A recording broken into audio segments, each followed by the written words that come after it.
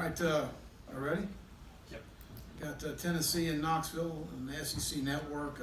This game in my time in South Carolina in 3 years has been decided by 12 points. It's a hard-fought game. We've got a lot of respect for the University of Tennessee, their program, and what Coach Pruitt's doing. And we need to expect another four-quarter game, and we certainly do.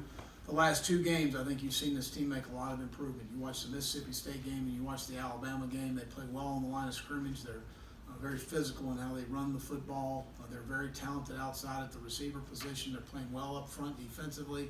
They're active at linebacker, and I think they're extremely talented in the secondary, and Jeremy does a really good job with that. Obviously some uncertainty at the quarterback position, but I think they've got talent there. Running backs run extremely hard, as I said earlier. Chandler and Jordan and those guys. Eric Gray's a young man that we recruited. I think their offensive line played their best ball game last week against Alabama. Got a lot of movement in the run game and did a good job for the most part protecting the quarterback. They're extremely talented at the receiver position. Juwan Jennings is a guy that I've got a lot of respect for, and you've seen him compete on the field for their football team. Extremely impressed with him, and Marquez Callaway and Palmer and Bird are all guys that have played a lot of football for them. Dominic Wood-Anderson's a talented tight end for them that we recruited here as well. A guy that we've got a lot of respect for. Defensively, as I said earlier, they're playing much improved up front defensively as far as playing blocks up front and getting pressure on the quarterback. Darrell Taylor leads them in sacks, and been a guy that's got a really good pass rusher. He gives a good edge presence for them. Daniel Batuli at linebacker has been a guy that's played a lot and is very talented in the secondary. Talented specialist and really good team speed. Injury-wise, Rico's got a sprained knee. He is moving around a little bit. I don't know that he'll be available this weekend, but he is moving around. There's no surgery required, but I don't know a timetable, but my guess would be probably not for this weekend. A.J. Turner has a little bit of a hamstring, and I'll know more probably Wednesday on his status for the game. Other than that, we should be fine. And I'll open it up for any questions. Raise your hand, we'll get a microphone to you, David. Well, you look at a guy like Mon Denson, who's pretty much produced every time he's gotten the ball, but, how tough has it been for him to kind of always be in that waiting game, because there's always been a couple of guys ahead of him? It's frustrating. It's hard to play three backs, and he's certainly been deserving. But another great example of a great teammate that has waited his turn and has been very productive when he's had his opportunities. He's been a very productive member of our special teams unit, and we're extremely pleased with him, and we're excited about him playing on Saturday. There's no doubt about it, and he'll play well. Stand in front here.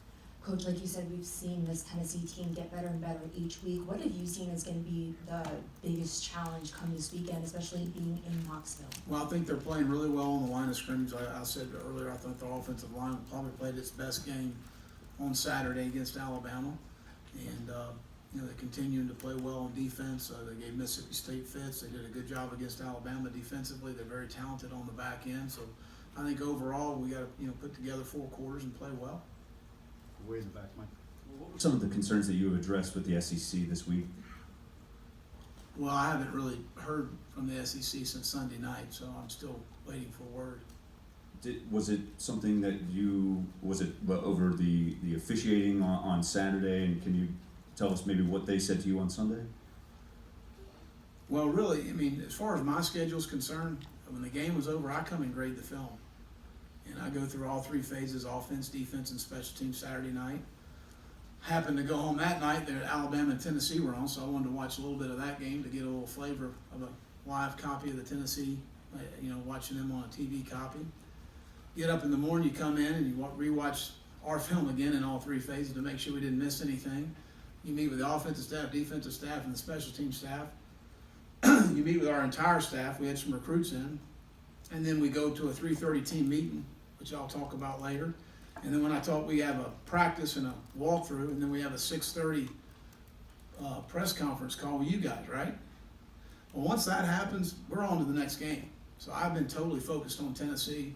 I jotted some notes down from Sunday that I felt, and then I got a text from Commissioner Sankey Sunday night that they were still in the review process, and they're still working through that, I'm assuming. I know that Coach Tanner has been tirelessly working for us and getting some answers about what occurred on Saturday, and I know he's representing us in a first-class manner, and he's obviously very upset as a lot of us are, with some occurrences on Saturday afternoon. So we're still working through that at this time.